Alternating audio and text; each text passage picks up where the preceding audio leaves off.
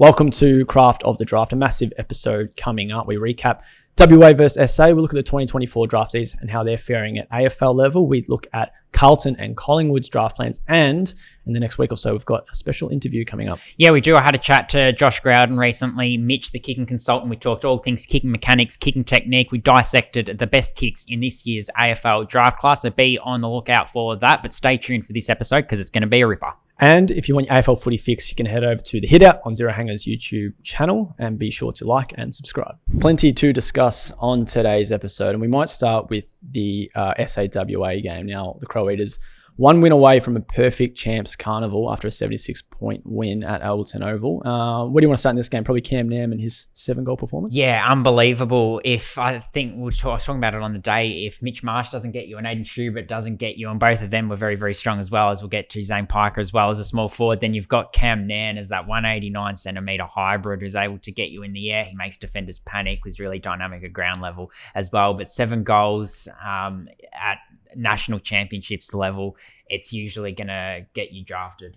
You look at Matt Jefferson a few years ago, that was the statement game for him, and Cam Nairn has had some solid performances at Sample under-18s level, but I don't think anyone expected him to come out and do what he's done. But with SA as dominant as they have been, that certainly helps him. But yeah, all credit to him because kicking 7 goals is no mean feat, and he was an absolute nightmare for the WA defenders. Yeah, and for those that didn't watch, it wasn't just a whole heap of handballs over the top or anything. It was good marking, clean kicking. I think he had only 8 or 9 kicks for 7 goals, but he went at 100% efficiency, which isn't hard when all of them are sailing through the big posts anyway.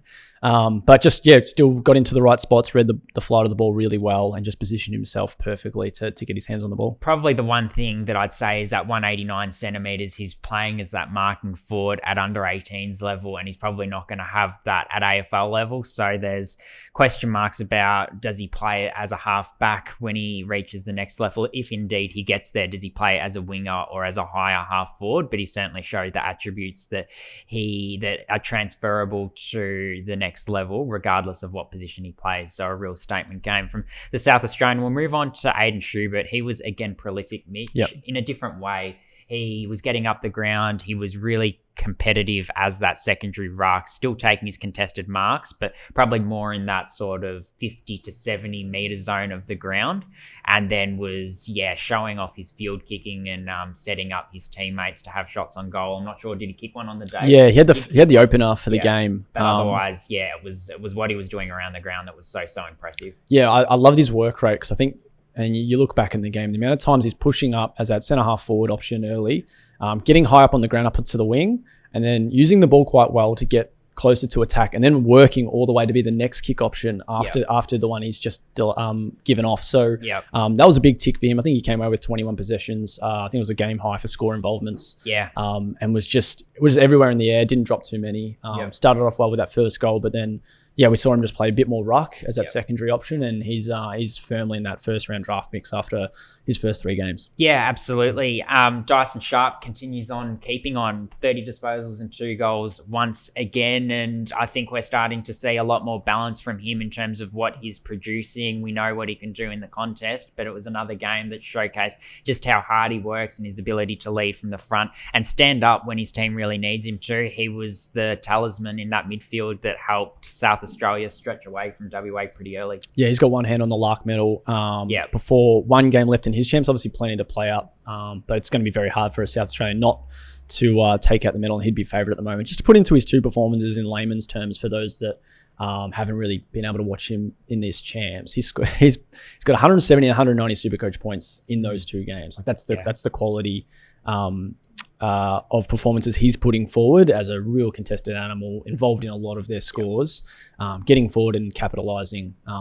And I think it's quite interesting that his ability might have been overshadowed a little bit by Cam Nairn, and then maybe the week before, but with Mitch Marsh and Schubert. But he's been quite consistent and really just stepping up as we expected. And I think when you watch him play, he just looks like he's 3-4 years older than everyone. Yeah, he does. He looks the part. He's had that, obviously, Sample senior experience, obviously playing in Central District's finals run last year, and started in their season opener and played a few games at the state league level. And it's just boded so well for him. Now, he usually played a bit more half forward in those games, and he can just slot straight into a midfield at under 18s level and just looks a step above. Did play a little bit of half forward as well on the day, but it was certainly in the midfield where he did his best work. Another forward that was quite impressive was Mitch Marsh. Continues a pretty strong carnival for him. Kicked 2 goals and was a really lively option. He probably had a really good battle with Xavier Taylor. Arguably, Xavier Taylor won that battle last week, so it was good to see him bounce back, if you can say that, after a really competitive battle last week, and really clearly probably win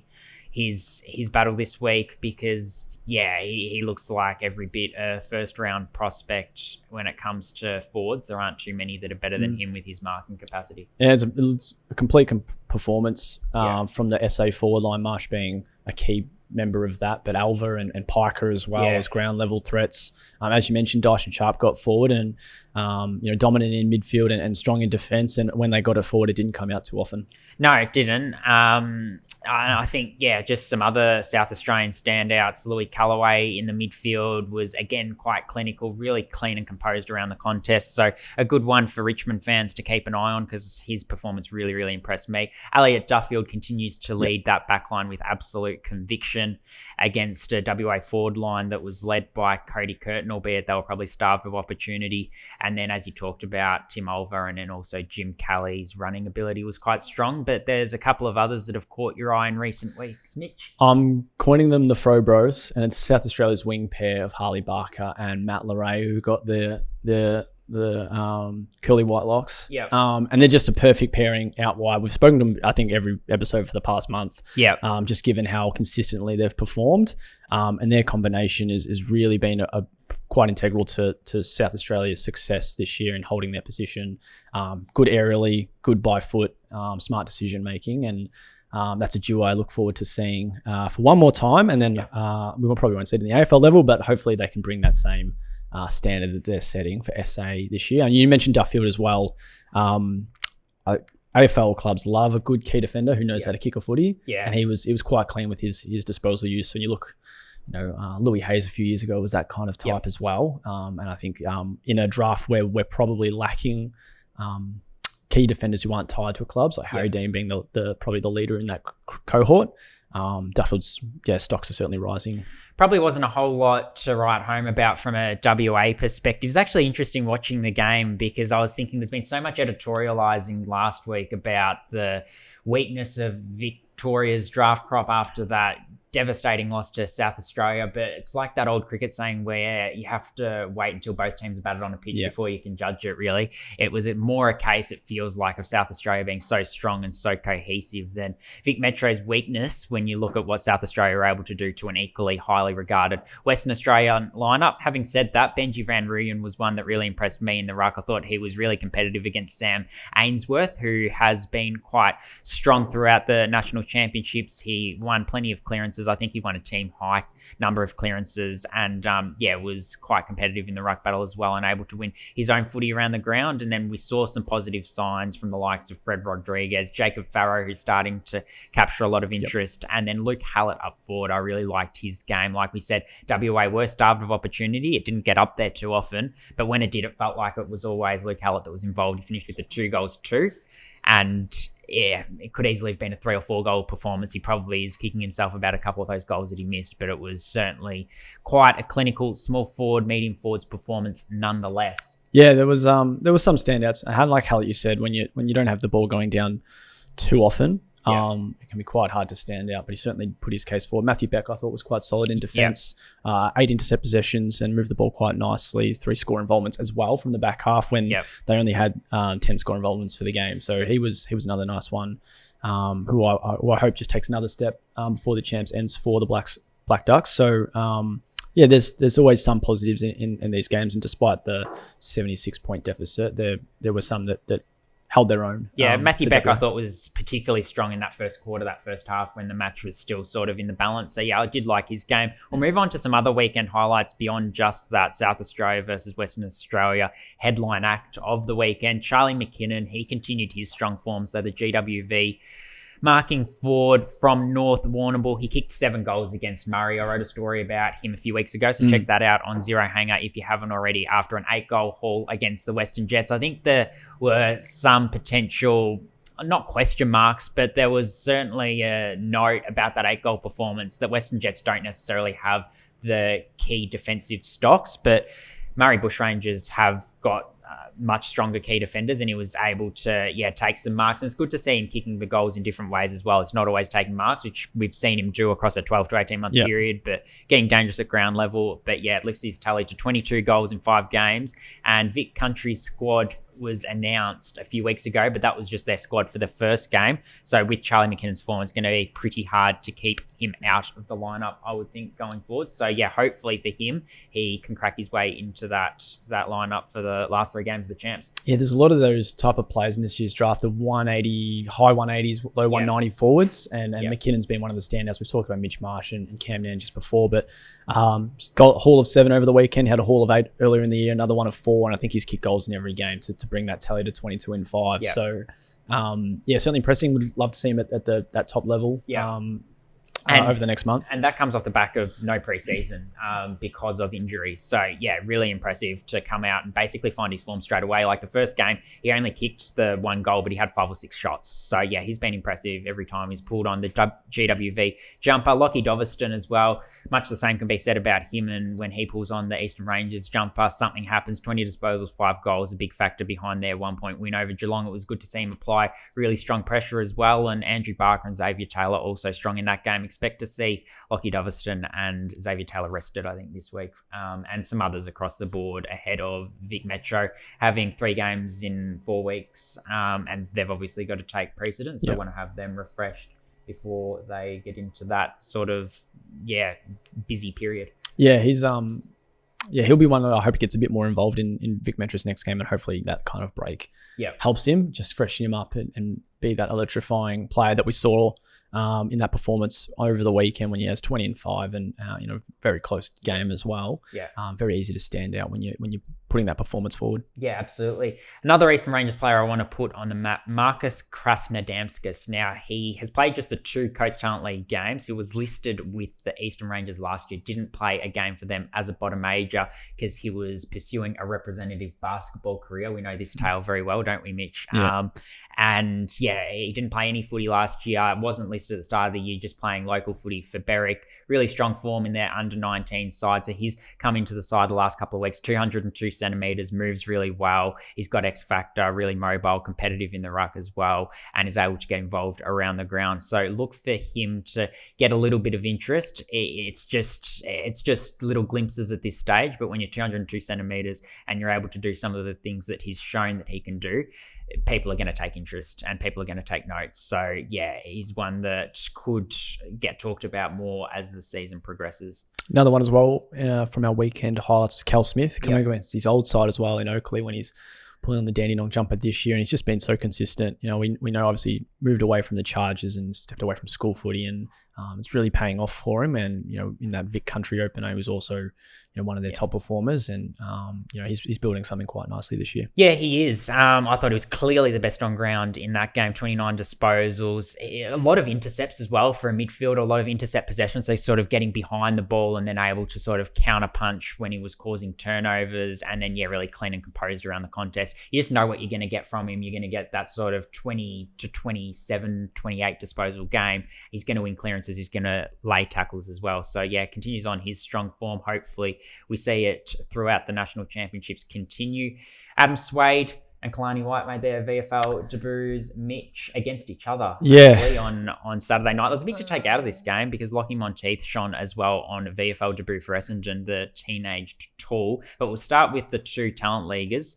Kalani White, Melbourne father-son of Jeff, also Gold Coast tied. Huge last quarter, kicked 2 goals in the last quarter, helped Casey pull away for that win. His contested marking competitiveness really shone through, which was really good to see. Yeah, it was a performance maybe we haven't seen as much from him this year, whether it's AFL Academy commitments or the Allies in their opener. But it's what we have seen, back to that under 16s level when he was all Australian as a aerial threat, worked up the ground nicely, and then playing as a forward as well.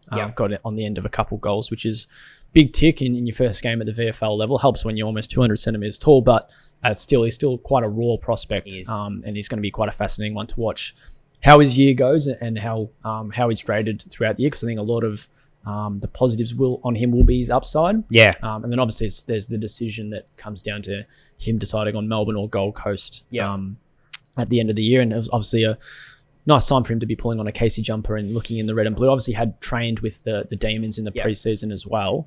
So it's a nice probably advantage for Melbourne in that pursuit. Yeah, it is. And then Adam Swade, from an Essendon perspective, played up forward, kicked a goal, which was good to see. Probably a little bit quieter, but he'll be better for the exposure. But as I touched on, Lachie Monteith was more the story from the Essendon side of things. Finished with 26 disposals, I think 19 hitouts. A lot of those disposals were contested possessions as well. 18 contested possessions, 18 I think. Contested let me double check that. Yeah, unbelievable performance, and made all the better when you consider that I think he only had a 3 or 4 minute stint on the ground in the last quarter because, like we say, he's quite young. First game at VFL level, he was cramping quite heavily. So we hardly saw him in the fourth quarter. So he's basically done that across 3 quarters of footy, and to lead your side in the ruck as a 19-year-old is ultra impressive, coming up against Will Verrill, who's AFL listed, and certainly made the most of that, his competitiveness, and kicked a really good goal from the boundary line, and then just found ways to get involved in different ways. So he was at Eastern Rangers a couple of years ago, probably never really clicked, was very, very raw, has been plagued by injury as well, but has certainly put on some muscle and looks to be a prospect to watch in the back end of the year now when you do that on VFL debut. Yeah, it was 18 contested possessions, had 7 clearances, 5 intercept possessions, 2 score involvements, but one, as you said, was a brilliant set shot kick from a very tough angle, and got that opportunity as the Bombers obviously have had a bit of a ruck crisis issue from their AFL list.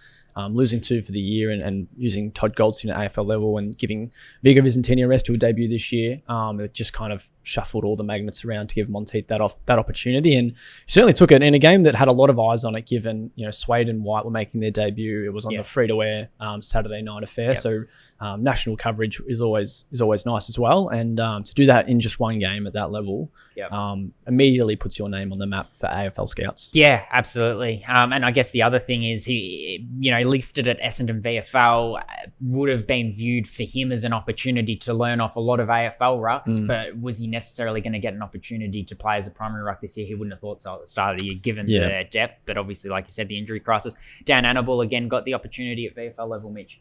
19 touches, almost half of them contested, 4 clearances. I think he had 7 score involvements, had 1 goal, 3, so it could have been a massive afternoon for him in just his second game at the level. So his disposal efficiency was down a bit, but he still just looks comfortable at that level, very much involved in a Brisbane Lions reserve side that is quite strong with some good midfielders who are consistently banging on the door for AFL selection. So for him to have those chances in the front half, if he takes them, it's a massive day out for him in just his second VFL game. Good segue, the Brisbane talent, into our next sort of talking point, which is touching on the 2024 draftees, and Levi Ashcroft has probably been at the peak of those. He has slotted seamlessly into the Brisbane Lions lineup, able to play through the midfield and off half forward. And for a team that's up the top of the ladder, firstly, to be able to break in has been very impressive and shows how highly they regard him. But then to be able to have the impact on games that he's had has been really good to see. It's just consistent. Like it can be really hard if you're a first year player to find that consistency. And obviously Sam Lawler probably has had a couple of the better performances of any first year player this year. Tom McCarthy had a good run on Sunday in his first game. But then obviously he was a bit up and down, Lawler, and then he had that injury issue. Murphy Reid, similar in a way, but playing such a tough position. A couple of 4-goal hauls show exactly what he's capable of this year, but playing in that half forward role can be quite difficult. Harvey Langford has done really well since round 1, went back to the VFL a week after just to focus on a couple of things and hasn't come out of the side since. And then his teammate Xavier Lindsay had quite a strong start, some injury issues there as well, but and maybe his form over the last couple of weeks has been a little interrupted, sub over the weekends, but there's been plenty of standouts from both the top end of the draft order last year to some of the later ones as well. Yeah, and Essendon have not been afraid to blood some of those players. So I think Isaac Kako, like you talked about Murphy Reid playing a difficult position, Isaac Kako probably hasn't had the headline performances of a Murphy Reid, but he certainly has still shown those glimmers of promise that highlight why he was talked about so much last year, and playing a difficult position. He's set up some teammates. His pressure's been quite good as well, which has been really good to see. Archer Day-Wicks as well has got a couple of games and shown some promise. Obviously kicked a goal with his first kick at the level. But the big one from an Essendon point of view that I want to talk about, Zach Johnson. How did he fall to pick 70? He was talked about so highly last year. Just fell off probably in terms of conversation towards the end of the year. What's his point of difference, I think, was one thing that was questioned. And then he got an injury at an inopportune time, didn't get any time through the Vic Metro midfield because of their depth of talent in there. But he is showing exactly what he can produce in his 3 games. He's gotten better with everyone. But the thing that is most impressive for me is just his ball control. He takes the right decisions. If it's just a short 20, 25 meter pass, he's happy to do that. But he's also able to hit someone lace out or take that 45 kick. His decision making and kicking execution has been absolutely unbelievable. Gone at over 80% in all 3 games he's played. Yeah, he was rated as one of the better kicks in last year's draft class, and he still slipped to the second last pick at pick 70 overall. And his versatility is something else. We've seen him play that defensive role, but across his last 2 years with the Northern Knights, played midfield, played that half back, and then also played a bit forward. And I think his bottom age campaign, it was really one of his side's best. I reckon he's played on the wing as well. Yeah. So he's moved across, and his versatility and disposal use were the big ticks. And there's 2 things that AFL clubs just love: being able to use a player wherever, and then being able to just rely on their decision making. A little self pat on the back, but on our Zero Hanger podcast, The Hit Out, I bought stock in Zach Jones as part of one of our segments after his debut, and his last 2 games since have been absolutely stellar. So I'm pretty happy with that one. Angus Clark's another one at the Bombers. Stellar debut, kicking those 3 goals, and has quickly just slotted himself into a role, and probably could be there even when they get a lot of their key players back from injury. Yeah, absolutely. And then also at Richmond, those tall forwards probably in another team wouldn't have gotten the opportunities this year. You look at Harry Armstrong, you look at Jonty Fall, you look at Tom Sims, but they've all got the opportunity, and then I think they've all shown promise, which is something you wouldn't necessarily expect to see as much as you've seen from them being key position talls, but particularly Jonty Fall.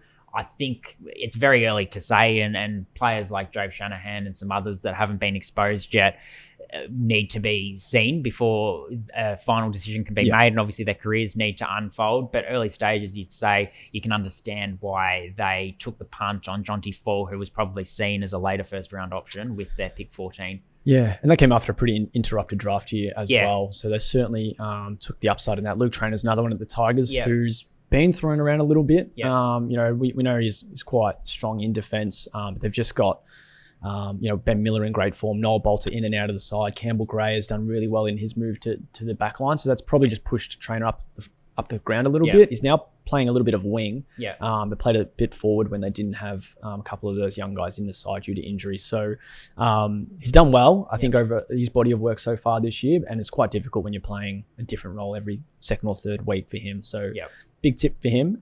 Some of the guys who haven't played yet this year, and Jasper Olga's one at Richmond, who we're really keen to see whether it is this year or next. Who do you reckon top of the list for you? Alex Tarou. I think what he did at Sandringham Zebras level on the weekend, 12 marks, he's banging down the door for a debut, and wouldn't be surprised if it came this weekend against the Pies at Marvel Stadium or at the MCG. So keep an eye on that one.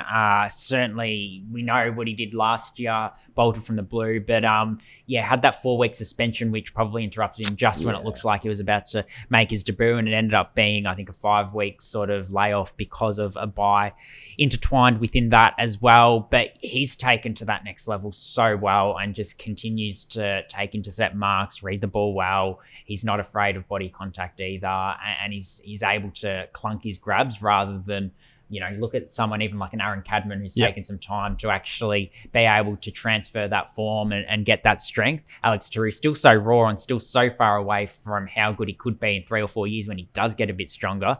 but able to impact contests at VFL level. And yeah, I can't wait to see what he does at AFL level. He's going to be so exciting. Yeah, by the time this episode goes out, he could well and truly be confirmed for a debut. It'll be interesting to see how they play him against Collingwood. We know he's a great intercepting option, so do they add him to their tall defensive options and maybe look to play him in a looser role and not on one of the Collingwood's tall forwards? But then when you do that, it means that one of the Magpies' small forwards could be loose, and they're one of the most dangerous small forward groups in the competition. So that's going to be quite interesting. Obviously, a few others who haven't debuted yet is Josh Smiley due to injury. Taj Houghton could play his first VFL game this week for Richmond after his ACL injury. So there are a couple at Tigerland, along with Jasper Olga, who we mentioned earlier. Job Shanahan's quite close to a debut, I'd like to think, at West Coast. Been going very well at Waffle. And with Harry Edwards, I don't know if he's going to be ruled out or not, but that could open the door for Job Shanahan, who can play at either end of the field, and we saw what he was able to do in the VFL last year for Essendon, so might look pretty comfortable at the top level. Harry Oliver and Jack O at GWS and others who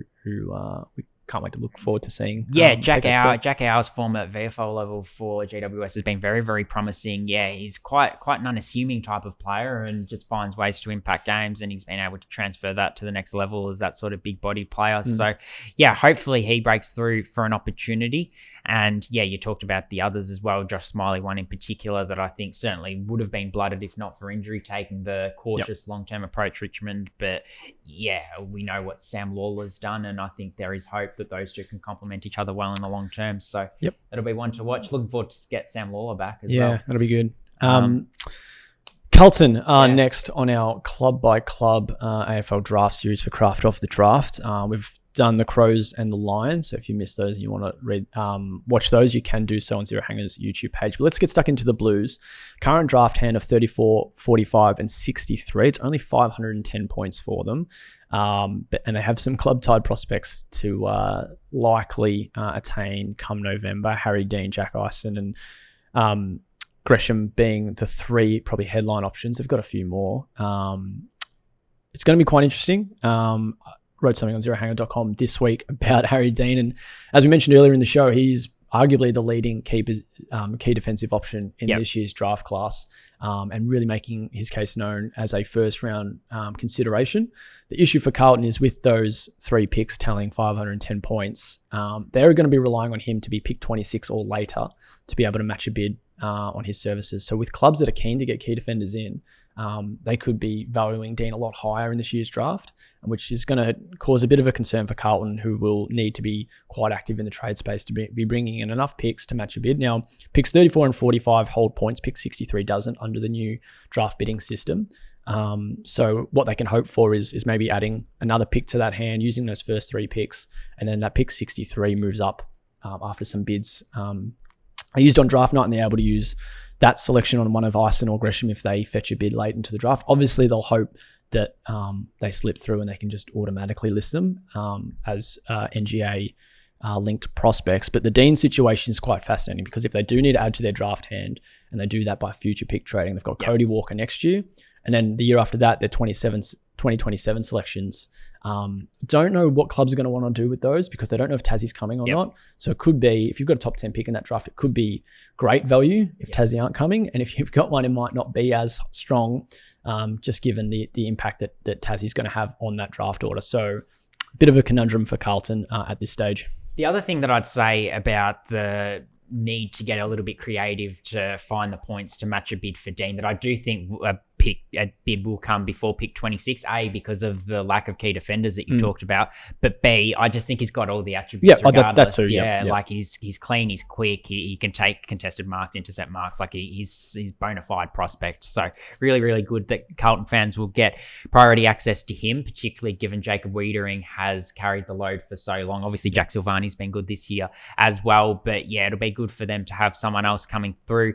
The other part of it, though, is there's going to be so many clubs, because of the compromised nature of this draft, who are going to be searching for picks to match bids. So that's going to make it a lot harder than what it would typically be. Like, you look at someone like a Gold Coast last year, and they were able to get creative reasonably easily enough to match a bid that was going to come quite highly for Leo Lombard. But when you've got the likes of Carlton, Collingwood, you're going to have to do the same, as we'll touch on in a second. Essendon, potentially Richmond as well with Louis Callaway, Sydney, Gold Coast, the list goes on. It's going to be quite competitive. Yeah, so just a quick look at some of the clubs that would be in that consideration. So Brisbane, who we did touch on last week, have 1,600 points. So they might be okay, at least getting Dan Animal through the door quite early in the draft. Gold Coast have 3 first-round picks. Yep. So they'll be playing with it as they have been, a different currency.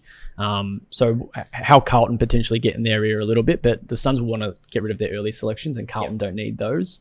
Because I think at this stage, they won't be picking a player any earlier than Harry Dean. Like it just seems too difficult for them to get the points and the picks. They got Jagger Smith in last year and opted to go for that draft route. And I think that's probably what they're going to have to do again just this year, given they don't have a first round pick. So it's going to be quite a fascinating one for Carlton. Should we talk what they actually need at this year's draft? So outside of those 3, so you talk about Harry Dean, the key defender, Tyson Gresham's a small forward, and I think they need a small forward, and then Jack Ison's sort of just a perfectly built player to play anywhere. Really. Utility. 192 centimetres utility. It was quite good in Vic Metro's first game, been good at school level, and looking forward to seeing him for Oakley after missing the first few games. I think the thing they need the most is a small forward. They get that through Tyson Gresham, but I think they're in such desperate need. I wouldn't be surprised if they got another. So maybe like a Zane Piker from South Australia. Yeah, they've got a few on their list, and that's obviously been a bit of an annoyance for Carlton fans is how many they've got. They got Flynn Young as well at the mid-season draft, so they should have a good understanding of where that group sits and what they want to do.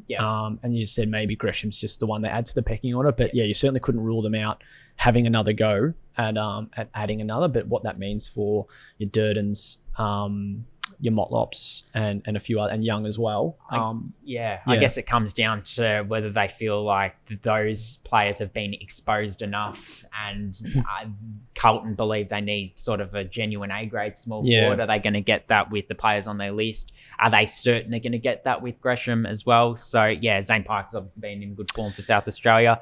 Some others, though, I think the other area of the ground where they don't have a club-tied prospect is as a tall forward. And obviously, they've got Charlie Curnow and Harry Mackay, who have been so good over such a long period of time. But it's probably unwise to continue to rely on them for the long term. They need to start looking at future-proofing that forward line and, potentially players along the lines of a Tyron Armu or a Liam Heatherton if he falls. I don't think he should fall that far, but he's injured for the rest of the season, which could cause him to slide. They might be in considerations for the Blues. Yeah, like you can have 2 common medalists on your list, but it doesn't mean you don't look to add some depth there. Harry Lemmy might get a look this week as well, so he's one that they'll hopefully get a good look at and has some strong VFL form. But who's behind him?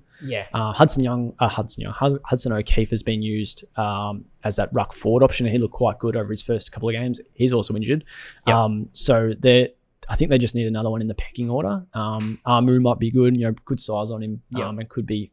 Not that. I think again that's the benefit of having Curnow and Mackay. You don't need one playing straight away. And you've got Lemmy coming in, and they can get some development like they have with Lemmy. But I flag Liam Heatherton as one, and that's really he has to slide, and they still have to be a bit creative with their draft selections. Come draft night, because if they want Dean and Heatherton, who are teammates, which is also a nice bonus, they're going to have to do some decent live trading, and it's really going to hurt their points for Cody Walker most likely, and or 2027 selections. So there's some key forwards. I think good ball users is something they really lack at the moment. That loss of Nick Newman's hurt them out of defence. Billy Wilson could be one that can step up, but they need so many more players who can just efficiently switch the ball across the field, up the line, and there's probably a couple options for them.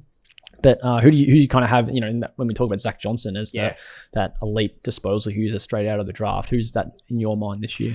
I think the ones that come straight to mind are Matt Leray and Harley Barker, the Fro Bros. The Fro Bros. But they're going to go too high for Carlton. So the next ones you look at that are more halfbacks rather than probably your wingers, that those two are Luke Candy's one from South Australia. I've really liked what I've seen from him.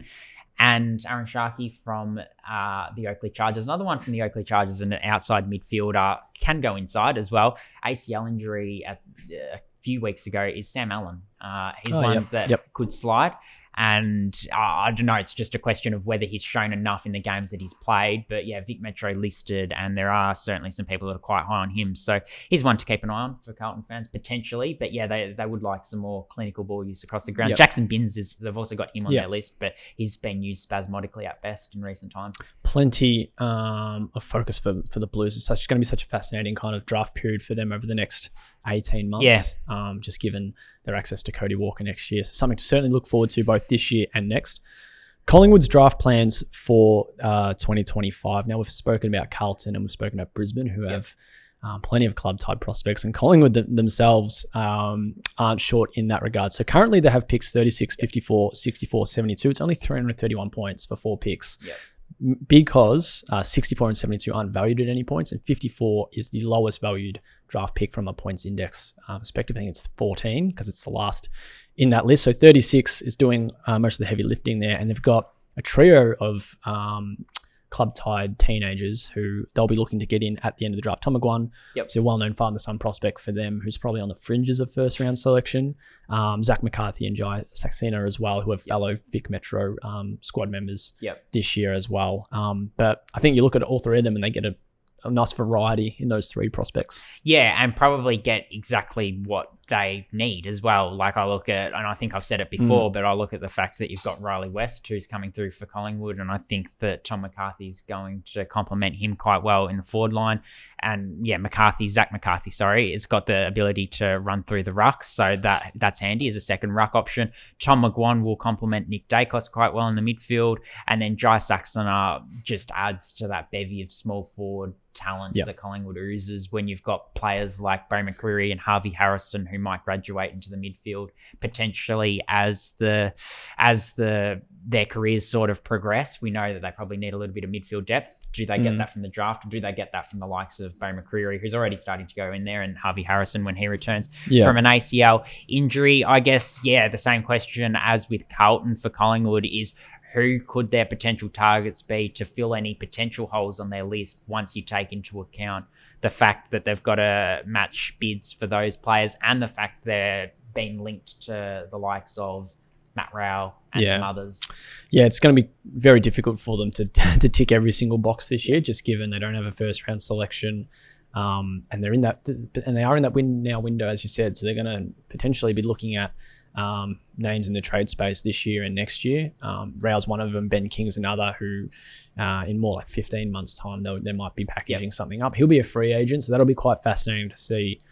Most likely restricted though, so there's a chance they don't have to pay up picks, and then at the same time there's a very good, so they kind of want to have that insurance in mind for next year as well. And then on your McCarthys and your Saxoners up forward, like you said, perfect additions. Charlie West waiting in the wings for his debut, and then Saxoner maybe is that longer term option when maybe eventually they move past Jamie Elliott. Lockie Schultz is, I think he's 28 this year, so not that far off 30, but still got a bit to go at the Pies, so maybe just that eventual addition to their front forward mix. And then Tom McGuan will be a very nice addition. Can play outside, can play inside, which is something that they've certainly looked to add to their list with your Pendlebury's and side bottoms near the end of their careers. Hoskin Elliott too. So as you mentioned, they fit needs. It's just going to be interesting how they go with the draft points. The only other thing that I'd add from a Pies perspective is in recent years, probably stretching back since basically COVID, they have shown a clear preference to look west for talent. So that's both South Australia and Western Australia. So if they did target anyone in the open pool, I wouldn't be surprised if they were South Australians or Western Australians. Again, they've also got players who have been in their VFL program who they might look at. They were overlooked in the mid-season draft. Rod Ali played a couple of games for them, probably feels a bit of a need in defence in the longer term, still quite raw, but he was heavily linked to them for the mid-season draft before he was overlooked. So does he get a look in later in the draft? He's one to keep an eye on. But players along the lines of Blake Kelly, Sam Swadling, not your top echelon sort of first 30 names that are likely to be read, but still players who have got talent. And then from South Australia, a player I really like that could slip is Blakewood Sean Benier. Leader at North Adelaide and has had a pretty solid carnival to date with South Australia. I like the Sam Swadling call. The balance and versatility you get from him and McGuan as a combination is quite enticing if they were on the same team. Blake Kelly's had some good moments for WA and what's been an up and down carnival for them too. So getting forward to the ball and having some scoreboard impact. And then the maybe the key defensive route is one that they take.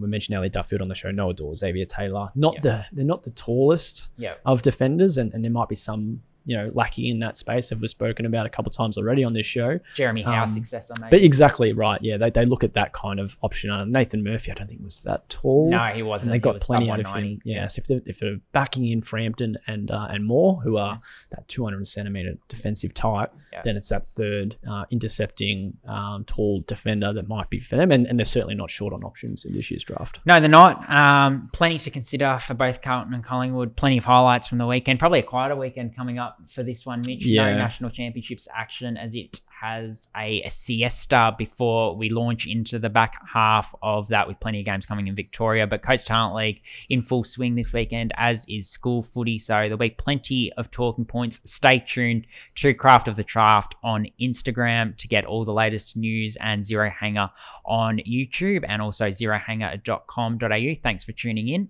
That's all we've got time for.